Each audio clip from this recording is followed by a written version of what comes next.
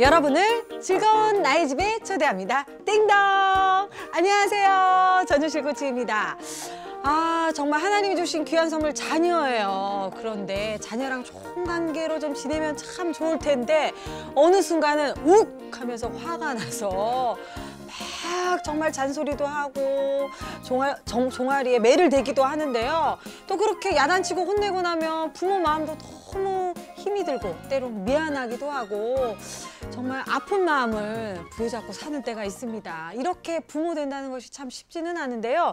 부모가 어떻게 지혜롭게 자녀를 훈계하느냐에 따라 자녀의 삶이 달라지지 않을까 그런 생각을 해봅니다. 그래서 오늘 즐거운 나의 집에서는요. 자녀가 바르게 성장하도록 돕기 위한 올바른 훈계법에 대한 이야기 나눠보도록 하겠습니다. 이야기 나눠주실 두 분의 귀한 손님 모셨습니다. 자, 이분은요. 제 생각엔 좀 무서운 아버지실 것 같아요.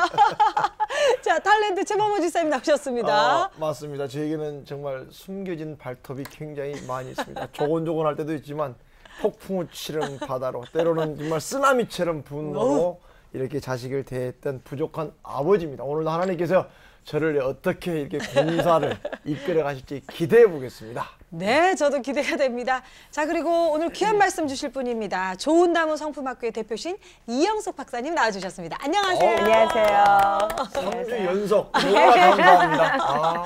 네, 정말 자녀들을 위한 훈계 정말 너무나 꼭 필요한 말씀의 시간인데요. 우리 최범호 집사님 긴장하세요. 묻겠습니다.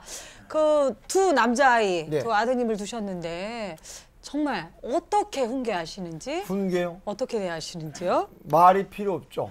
말이 필요 없고 매도 한 3번 이렇게 4번 분질렀던 것 같아요. 네. 이 애비가 이게 뭐냐? 분지르고 또 다음날 또 며칠 지나서 또 준비해서 또 때리고 나서 또 분지르고 특히나 예를 들어서 뭐 아침 밥 먹을 때 달걀 후라이 똑같은 달걀인데 후라이 크기가 달라요. 그걸 가지고 싸우는 거예요. 와, 그거 참아요? 못 참잖아요. 설명을 해요. 야, 달걀 똑같은 거 아니냐. 근데 후라이가 다르게 깨질 수도 있지 않냐. 크기가 다르다. 근데 그걸 왜 싸우냐. 지사님, 크기는 괜찮아요. 어떤 녀석은 이거 노른자가 깨졌다고. 깨지면 안 먹는다고. 밥 먹지 마. 그래서 매를 때렸습니다. 그러니까 그냥 그런 아버지입니다. 예, 진행하시죠, 계속. 네, 이렇게 정말 누구의 이야기가 아니라 부모들 모두의 정말 모습이고 어려움인데요. 박사님, 정말 부모로서 가장 힘든 순간이 자녀를 훈계해야 되는 순간이 아닌가 그런 생각이 들어요. 네, 훈계에 대한 성경적인 분명한 정의를 좀 내려주시죠. 그러니까 한국 부모님들이 특별히 훈계 그러면 때리는 거, 매 훈계.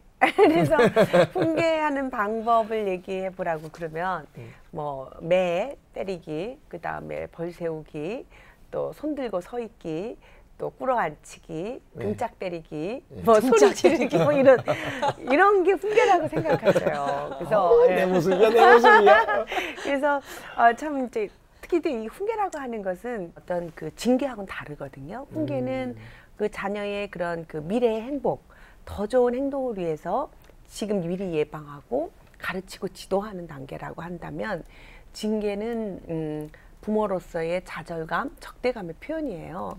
그래서 과거의 행동에 대한 이제 응징이죠. 그래서 이렇게 훈계를 이렇게 받고 자란 아이들은 굉장히 안정감이 있어요. 왜냐하면 앞으로 너 이렇게 해야 돼라고 하는 지침을 주니까 우리가 마침 뭐와 같으냐면 고속도로 달릴 때 이 가이드라인이 없으면 얼마나 불안하겠어요. 훈계가 없으면 그렇게 달려가는 것과 똑같거든요. 그러니까 굉장히 불안한 아이들, 불안한 성품으로 자랄 텐데 훈계가 있다는 것은 이쪽 길로 가면 돼. 이 길이 옳은 거야. 이걸 부모에게 계속 듣고 자라니까 굉장히 안정감 있고 밝은 아이들. 그러나 징계를 계속 받으면 언제 무슨 일이 터질지 모르는 거예요. 내가 잘못한 행동, 각오의 행동에 처벌을 받는 그런 그 느낌을 가지고 살아야 되니까 두렵고 또 어떤 잘못하면 보복심도 있을 수 있고 반발심을 있을 수도 있고 적대감의 표현이기 때문에 관계가 깨지죠. 그래서 이런 그 차이를 알고 시작을 해야 되는 거죠. 네, 정말 그 부분에 대한 정확한 정리가 있지 않고는 네. 사랑이 네. 다른 것으로 네. 오해되고 정말 전해질 수 있다는 그런 무서운 생각이 드네요. 그렇습니다. 그러면 지금 말씀 듣고 아무리 훈계라고 하지만은 물론 미래에 네 잘 살라고 네 행복하게 살라고 지금 아빠가 얘기하는 거야. 하지만 어떤 것도 이렇게 목표는 주지만 어떤 하는 전략 전술이 다른 것처럼 그러니까 이렇게 좀 상처를 줄 수도 있지 않습니까? 그죠? 잘못된 훈계도 있지 않겠어요? 그렇죠. 그러니까 내가 알고 있는 지식이 다라고 생각하면 상처가 되죠. 그래서 우리가 이제 훈계라고 하는 것은 정말 그 아이들에게 맞는 아이를 목적으로 해서 아이를 사랑하는 마음의 표현이죠. 근데 보통 우리가 훈계를 할 때는 아이의 사랑은 뒷전이고 내가 답답해서 못 살겠는 거죠. 그래서 나도 모르게 폭발하고 네. 나도 모르게 후려치고 그러다 보니까 아이는 뭐가 잘못했는지 모르고 왜 아빠가 저러고 왜 엄마가 나를 때리는지 모르는 채 그렇죠. 그 일을 당하면 애들은 이제 그 심리적으로 불안하고 이성이 마비돼요. 그러니까 우선은 감정적으로 두려우면 이성이 활동을 안 하거든요. 그러니까 무엇을 잘못했는지 이성적으로 생각해서 다음에 고쳐야 되는데 그 생각이 안 나고 감정으로 홍수 상태가 빠지니까 빨리 이 상황에서 뭐 이렇게 벗어나고 싶은 네, 마음만 네. 드는 거죠. 정말 감정이 두려우면 이성이 네, 깨달을 수 없다는 없어요. 예. 그 말씀, 우리가 얼마나 자녀들을 좀 두렵게 한 순간들이 많았는데 그것도 저희 어렸을 때도 생각해보면 세상에 그렇지 않아요? 그러니까 꼭 훈계뿐만 아니더라도 부모님들이 자녀를 두렵게 했던 순간들이 좀 있으셨던 맞아요. 것 예, 같아요. 너무나 많아서. 그죠? 우리는 무서웠어요. 옛날 부모님을 욕하고 싶지 않고 근데 저 자신이 저희 아이가 이렇게 야구를 하는데 집에 와서 내가 오늘 나 임마 그렇게 그 실수하면 너 야구 때려치고 막 이렇게 했어요. 근데 얘가 실수할 때마다 갑자기 아빠를 딱 보는 거예요 이렇게. 그러니까 아빠에 대한 게 분명히 잘하라고 잔소리를 했잖아요. 훈계를 한다고. 근데 그 훈계가 징벌이 되고 그 실수에 대해서 용납해주고 배려해주지 않다 보니까 얘가 실수하는 순간 경직이 돼가지고 그렇죠. 다음 플레이를 못하는 거예요. 그렇죠. 얼음땡이 되는 얼음땡이. 아 내가 너무 마음이 아픈 거예요. 그렇죠. 그렇습니다. 이렇게 못난 애비에게 좀 여러 가지 좀 아픈 얘기를 좀 해주고 아니 근데 그러세요. 뭐 사실 최지사님뿐만 아니라 저도 이제 지나간 얘기인데요. 제가 이제 두 아이 연년생으로 키우면서 정말 좀 우울감 좀 컸었어요. 그래서 그 저희 첫째 아이가 이런 식탁에서 우유를 탁 엎은 거예요. 근데 우유 엎을 수도 있잖아요. 있죠. 근데 제가 이제 둘째 아이 엎고 그때 이제 몸이 안 좋아서 힘들었나 봐요. 엉덩이를 정말 그 어린아이 엉덩이를 얼마나 아까 박사님 말씀하시면서 후려쳤어요. 근데 나중에 제가 이제 좀 회복되고 하나님 말씀 가운데 깨달아가던 어느 시점에 하나님 그걸 기억나게 하시더라고요.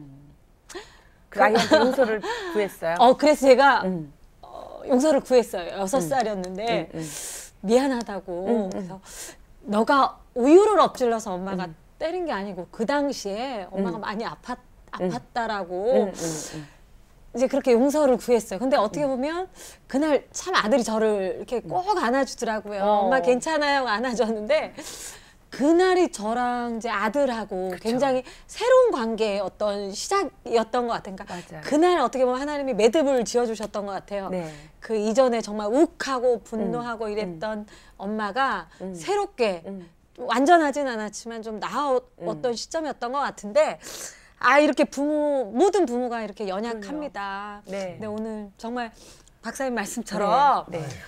그 좌절의 순간이 네. 그렇죠. 근데 굉장히 잘하신 거예요. 그렇게 그 엄마가 그때 그거 잘못했다라는 걸 알고 아이에게 용서를 구할 수 있다는 것은 굉장한 지혜예요. 근데 그걸 하셨기 때문에 지금 부모 자녀 관계가 회복이 된 거죠. 그것도 굉장히 잘하셨어요. 그러니까 어떻게 잘했어. 고마워요. 아니 정말 하나님이 아니고는 네. 우리 자신을 어떻게 다스릴 수 있겠어요. 네, 정말 하나님 앞에 우리가 그렇게 나아가는 그런 부모가 됐으면 좋겠고요. 즐거운 나의 집 앞으로 훈계에 대한 다양한 사연들 많이 보내주셨습니다. 저희가 또 이야기 화면으로 준비했거든요. 보여주세요. 안녕하세요. 저는 초등학교 1학년 딸을 둔 서정원 집사입니다. 저는 아이가 태어나서 4개월 때부터 지금까지 계속 일을 해온 워킹맘인데요. 낮에 친정 어머니께서 아이를 계속 돌봐주셨어요. 사랑을 굉장히 많이 받는 건 좋은데 아이가 이제 할머니 할아버지의 그런 사랑 때문에 어떻게 보면 너무 자기중심적이고 타협하지 않고 자기가 원하는 것을 갖지 못했을 때는 때를 쓸 때도 있고, 그래서 이 아이가 잘 컸으면 좋겠는데 이렇게 자꾸 때를 쓰고 그러니까 저는 좀 속상하거든요.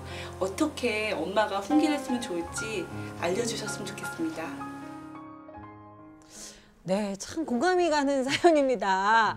일을 하기에 또 친정어머님이 아이를 뭐 생후 4개월 때부터 돌봐주셨지만 좋은 점도 있지만 또 엄마로서 볼 때 그죠, 자기중심적이고 타협하지 않고. 결국은 네. 이 엄마의 고민 잘 키우고 싶은데 네. 또 잘 자라줬으면 이게 키가 아닌가 싶어요. 네. 근데 그러다 보니까는 마치 옛날에 그 뭐 할아버지 상투도 잡는다 뭐 이런 얘기 있는 것처럼, 근데 저도 부모가 키워도 문제더라고요. 조부모가 키워서 문제가 있는 게 아니고 저도 부모들이 키워도 문제고 맞습니다. 즐거운 나의 집이 안 될 때가 얼마나 많고 그렇습니다. 그래서 참 이런 상황에 그죠, 박사님? 네. 그래서 우선은 이제 그 워킹맘이다 아니다, 할머니가 키운다 안 키운다가 중요한 게 아니라 네네. 훈계는 그 최소한의 그런 규칙, 약속들이 있어야 돼요. 네. 그러니까 예를 들면 이럴 때는 이렇게, 저럴 때는 저렇게. 그래서 이럴 때는 안 돼, 이럴 때는 돼. 이것을 네. 이렇게 부모와 약속이 돼 있어서 무조건 때리는 게 아니라 이렇게 할 때는 네 엄마가 이럴 수 있어. 이럴 때는 뭐 TV를 네가 좋아하는 TV 못 봐. 또 이럴 때는 너 엉덩이 5대 맞을 수 있어. 이런 약속들이 있어야 네, 되고 네. 또 일관성 있게 특히 이제 이렇게 그 워킹맘이어서 엄마가 그 훈육하는 방법이 틀리고 또 할머니 할아버지가 그렇죠. 훈육하는 방법이 네. 틀리면 그 사이에서 이제 아이들이 굉장히 혼동되기 때문에 이런 경우에는 할머니하고 양육 지침을 정해야 돼요. 뭐 예를 들면 그 뭐 밥 먹기 전에는 간식 사주지 않는다, 네. 뭐 등등. 또 뭐 무슨 어떤 TV 시청은 이렇게 이런 것들만 골라서 한다. 이런 것들을 딱딱 정해놔야 그렇겠네요. 그 할머니가 안 되는 것은 엄마도 안 되고 엄마가 안 되는 것은 할머니도 안 돼. 이런 것들을 이렇게 좀 최소한의 그 약속들을 정하시는 게 좋을 것 같아요. 아, 너무 좋은 말씀이네요, 네네. 사실. 그리고 이제 누가 키우는 것보다 그럼요. 정확한 규칙이 있어요. 규칙이 있어야 돼. 그리고 이렇게 또 아이들이 이런 경우에 이렇게 이제 때를 쓰면 엄마가 바쁘니까 때 쓰면 이제 급하게 엄마가 들어주고 네네. 이런 게 이제 한두 번 경험이 되면 얘는 이제 해결책이 다 때 쓰는 게 돼버려요. 그러면 이 아이는 습관이 돼가지고 자기가 원하는 것들을 구하려면 때를 쓰는 방법으로 구하게 되죠. 그래서 때를 써도 안 된다는 것을 분명하게 넣어줘야 돼요. 가르쳐줘야 되죠. 그래서 그러면 그 방법으로는 여러 가지 교정의 방법이 있는데 예를 들면 정확하게 말해주는 거예요. 네가 때를 써서 엄마한테 네가 때 쓰면 엄마가 다 들어줄 것 같지만 네. 안 돼. 네가 때 쓰지 않고 이렇게 말할 때 엄마가 네 말을 들을 거야. 뭐 이런 네, 것들. 네. 그래서 그 아이가 막 때 쓰면 차라리 못 들은 척 해주는 이런 방법 같은 것. 이런 것들을 이제 소멸, 무시라고 하는 방법인데요. 네. 이런 것들을 이제 어린아이 같은 경우에는 사용하면 또 좋은 버릇을 또 들일 수 있는 그런 방법 중에 하나가 되기도 하고요. 그러니까 어떻게 보면 박사님 말씀 듣고 보니까 그 순간에 부모가 힘들기 때문에 네. 그냥 편한 방법으로 타협해 버리는 거죠. 사실 아이도 지켜보고 있는데. 그렇죠. 네. 이제 빨리 들어주든가 때리든가 벌을 세우든가 뭐 알았어 그렇죠. 통닭 사줄게 알았어 이렇게 돼버리고 TV 봐 알았어 근데 이렇게. 사실은 그때는 순간 모면하지만 또 그렇죠. 다른 상황 가운데 또 똑같은 방법이 네. 반복된다는 계속 거죠. 반복되고 아이들은 이제 나쁜 방법을 터득하게 터득하게 되는 되고 거죠. 그것이 오히려 아이를 잘 키운 게 아니라 오히려 망칠 수도 망치죠. 있다. 오히려 잘 그러네요. 키우려고 했던 게 오히려 네. 악수를 두는. 아, 그럼요. 손 쓸 수가 없게 되죠. 이렇게 자란 그럼요. 아이들은 왜냐하면 그 위에 권위도 없죠. 그렇죠. 또 지침도 없죠. 그냥 내가 그 원하는 욕구대로 사람들이 다 따라줬기 때문에 또 나머지 인생도 그래야 된다고 생각하는데 네, 네. 여러 가지 인생살이 하다가 안 된다고 생각할 때 더 크게 좌절하고 네, 네. 더 많은 어려움을 겪을 수 있죠. 그렇네요. 특별히 이 사연 보내주신 집사님, 친정어머님이 지금 아이를 돌봐주신다고 하셨는데요. 충분히 친정어머님과 좀 이야기를 하셔서 정말 아이를 위한 거니까요. 잘 이야기를 하셔서 좀 지혜롭게 이런 훈계 규칙들을 좀 정하셨으면 좋겠습니다. 네, 도움 되셨으면 좋겠습니다. 자, 다음 사연, 훈계에 대한 다음 사연 우리 최범호 집사님 준비하셨네요. 네, 두 번째 편지 사연 읽어드리겠습니다. 6살인 딸 지희를 둔 엄마입니다. 저희 아이는 있지도 않았던 일을 있었다고 이야기를 지어내는 버릇이 있다는 걸 얼마 전에 알게 되었습니다. 예를 들어 유치원 선생님과 전화 통화를 하다가 지희가 어제 아빠랑 놀이동산에 갔다 왔어요. 말해줬다고 부럽다고 말씀하시는데 너무 놀라고 당황했습니다. 왜냐하면 애 아빠가 너무 바빠서 최근에 아이와 놀이동산을 간 적이 없었거든요. 또 얼마 전에는 유치원 친구 엄마랑 만나서 이야기를 나누는데 우리 집에 뭐가 있다고 지가 자기 애한테 말해줬다고 들었다는 겁니다. 이런 식으로 친구들에게 우리 집에 뭐가 있다는 식으로 더 부풀려서 부자인 듯 얘기를 했나 보더라고요. 또 친구들에게 하지 않은 공부도 했다고 하면서 조금씩 거짓말을 한다는 걸 알게 되었습니다. 제겐 너무나 순수하고 착한 딸이기만 한데 왜 유치원에서는 있지도 않은 사실을 부풀려서 이야기하고 거짓말을 하는지 어찌할 바를 모르겠습니다. 너무 화가 나서 엉덩이도 때리고 화를 내서 혼내도 봤지만 그 원인을 알고 바로잡아야 하겠다는 생각이 드네요. 상담 부탁드립니다. 야, 정말 이런 경우에 아이가 어떻게 보면 거짓말을 하는 거잖아요. 네. 이걸 목격했을 경우에 부모로서 거짓말했다. 네, 그 순간 들켰다. 들켰다. 이건 끝나는 거죠. 거짓말했으니까. 근데 이제 요즘 들어서 혼내면서 제 모습을 봐요. 네. 하나님 앞에서 부모야 너는 거짓말 안 해봤냐? 맞아. 그거 때문에 제가 지혜야. 몇 번 했다가 돌아서서 그래 거짓말 할 수도 있다. 그래서 좀 이해하려고 합니다. 네. 그러니까 어떻게 보면 박사님, 이 거짓말하는 게 중요한 게 아니라 근본적인 어떤 이유가 있겠죠. 그렇죠. 그러니까 이제 이 거짓말이라고 하는 것을 이제 우리가 꼭 그 나쁜 행위 그렇게 우리가 바라보잖아요. 정직하지 못한 것.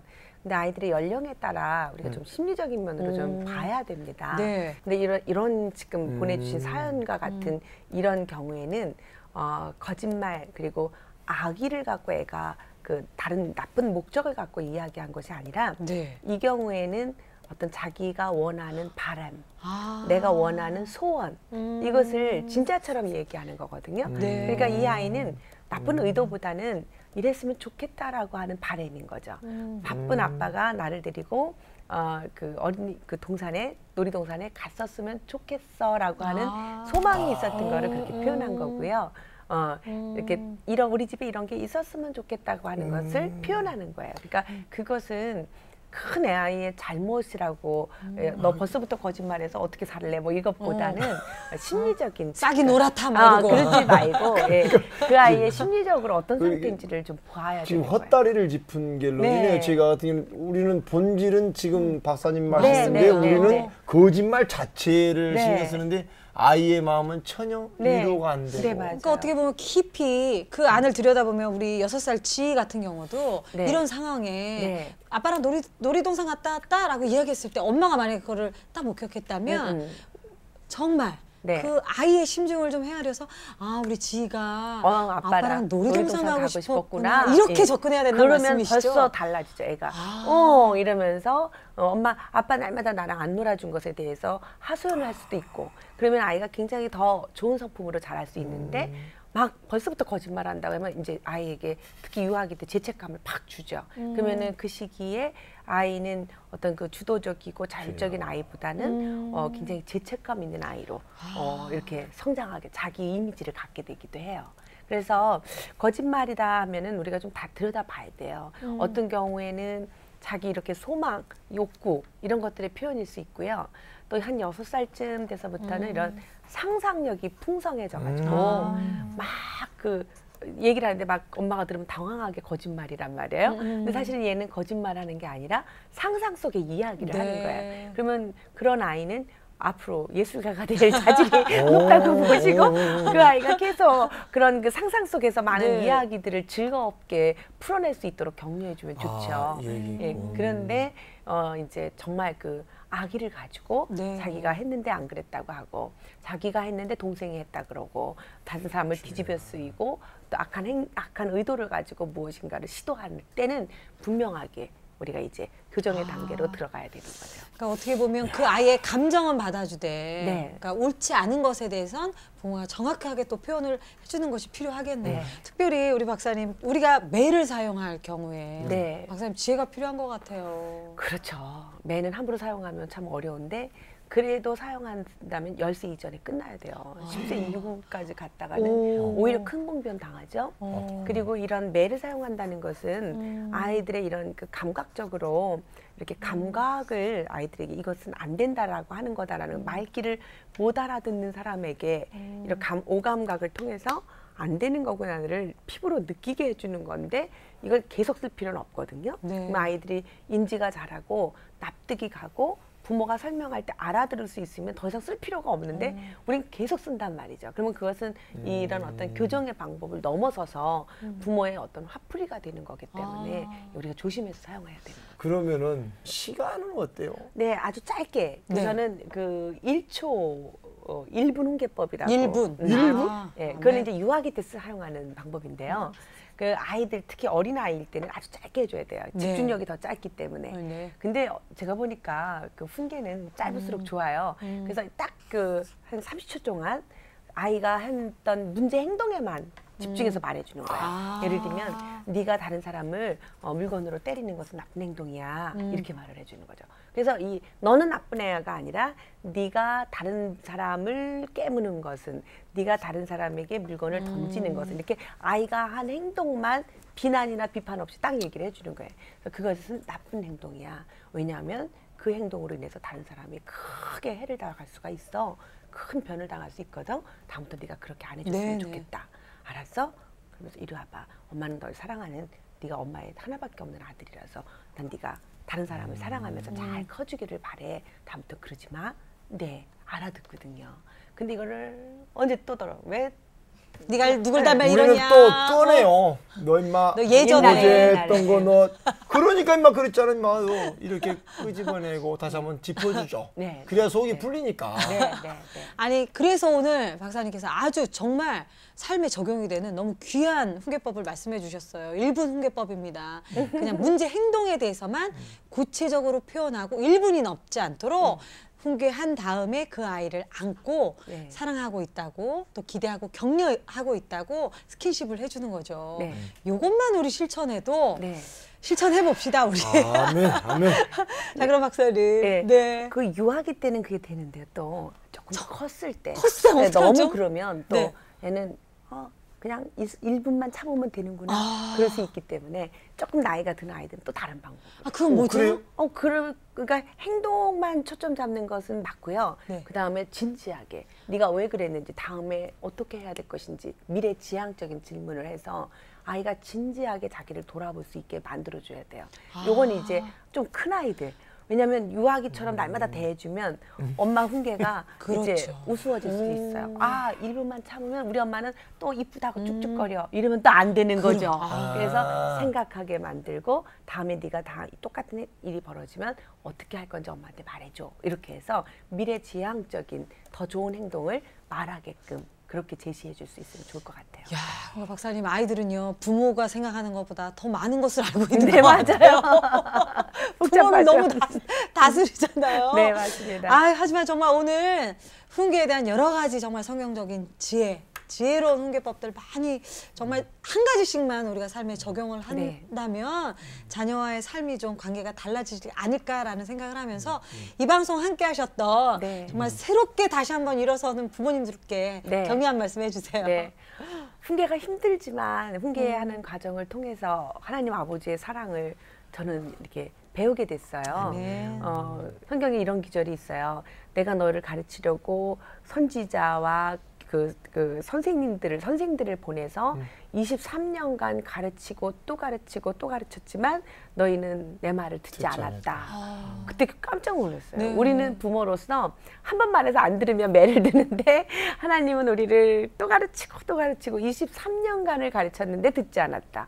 그래서 23년간을 인내하신 하나님 아버지가 진짜 아버지신 거예요. 그래서 우리는 너무 훈계한답시고 우리의 그런 좌절감, 우리의 절대감을 이렇게 폭발했지, 정말 이 아이를 정말 대상으로 아이를 위한 훈계를 하지 않았다는 것을 깨닫고, 자녀들이 연약할 때 그게 다 나쁜 거고 다 없었으면 좋을 거라고 생각하지 마시고 그게 바로 나를 성숙시키는 하나님 주신 축복이라고 생각하셔서 좋은 부모 자녀 관계를 하나님의 사랑으로 이루어 가시는 여러분들 되시기 바랍니다. 아멘. 아멘. 아, 최 집사님. 예. 네, 오늘도 하나님이 우리를 정말 회복하게 하시네요. 공사를 겁나게 많이 견적이 너무나 많이 나온 것 같아요. 무엇보다도 온유함으로 아멘. 훈계하라 아까 말씀해 주셨고요. 또 아멘. 그리고 참 문제가 많은 부모로 다시 한번 깨닫게 됐습니다만 그래서 여기서 포기하지 않고 다시 한번 또 한 가지만이라도 아멘. 1분 대화법, 1분 그 훈계법을 저기서 좀 변화되는 아빠가 되도록 노력하겠습니다. 네, 너무 기대됩니다. 그럼 우리 박사님 마지막으로 네. 기도로 마무리해 주셨으면 네, 좋겠습니다. 감사합니다. 하나님 아버지, 우리를 그대로 버려두시지 않으시고 훈계하심으로 하나님 우리를 얼마나 사랑하는지 알게 해주셔서 감사합니다. 아멘. 하나님 우리도 그 방법과 비결을 배워서 우리 자녀들에게 사랑을 가르치게 하시고 또 우리의 모습을 보고 하나님 아버지가 얼마나 좋으신 분인지를 알게 할 수 있는 통로가 되게 하여 주시옵소서.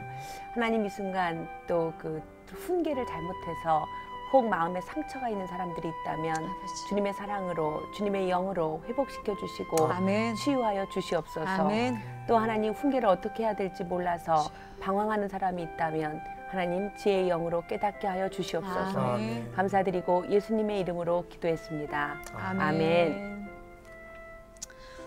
네, 정말 날마다 하나님의 은혜를 기대하고 사모합니다. 우리 자녀의 연약함을 볼 때 그것을 약함으로 보는 것이 아니라 그것을 통해서 부모를 또 우리 가정을 놀라운 능력으로 사용하실 그 하나님의 계획을 믿고 순종하는 우리 모두가 되었으면 좋겠습니다. 하나님은 사랑이십니다. 네, 자, 즐거운 나의집 여러분의 사연 기다리고 있습니다. 언제든지 여러분 사연 올려주시면 함께 이야기 나누도록 하겠습니다. 자, 다음 시간에요. 더욱더 행복한 모습으로 여러분께 인사드리겠습니다. 성공의 시작은 가정입니다. 사랑합니다. 사랑합니다.